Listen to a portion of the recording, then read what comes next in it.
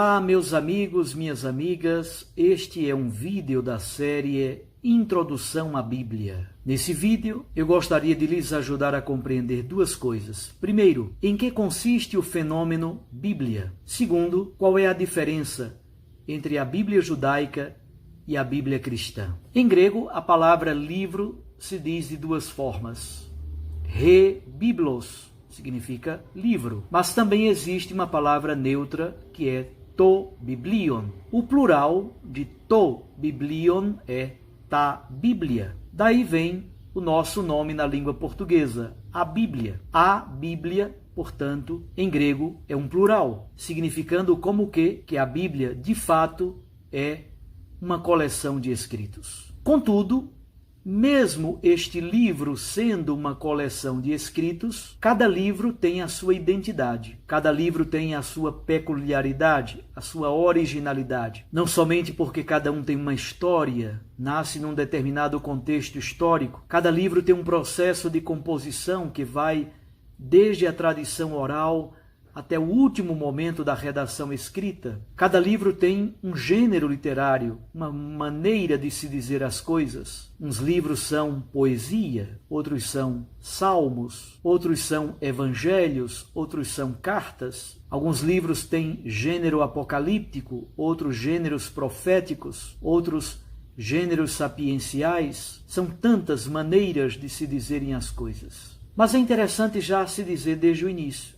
Os judeus não chamavam a Bíblia de Bíblia. Eles chamavam esse livro com as iniciais das três partes que o compõem. Tanakh, T de Torá, N de Neviim e K de Ketuvim. Torá significa lei ou instrução. Neviim, os profetas. Ketuvim, os outros escritos. Mas dentro do próprio judaísmo é importante que você tenha clareza de uma coisa. Depois do exílio babilônico, vários judeus, muitos judeus, continuaram morando na Palestina. Esses judeus que moram na Palestina falam hebraico e aramaico, ou ao menos leem hebraico e falam aramaico. E escreveram livros em hebraico e aramaico. Mas aconteceu um fenômeno chamado de diáspora ou dispersão. Havia judeus no Egito, especialmente em Alexandria, havia judeus na Mesopotâmia, na Síria, na Ásia Menor, na Grécia, em Roma, colônias judaicas espalhadas por todas as partes do mundo ocidental. E esses judeus da diáspora, que língua falam? O grego.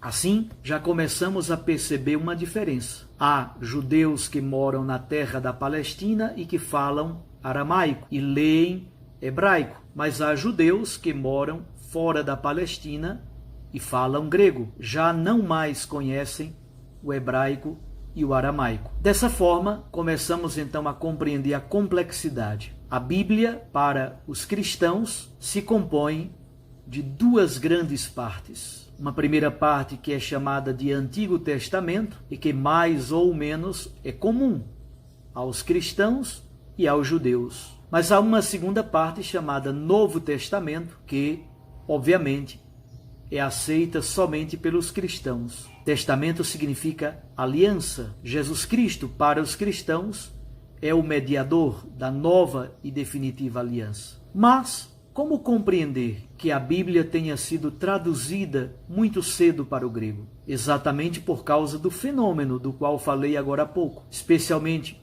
no Egito, na cidade de Alexandria, havia uma grande colônia judaica que só falava grego.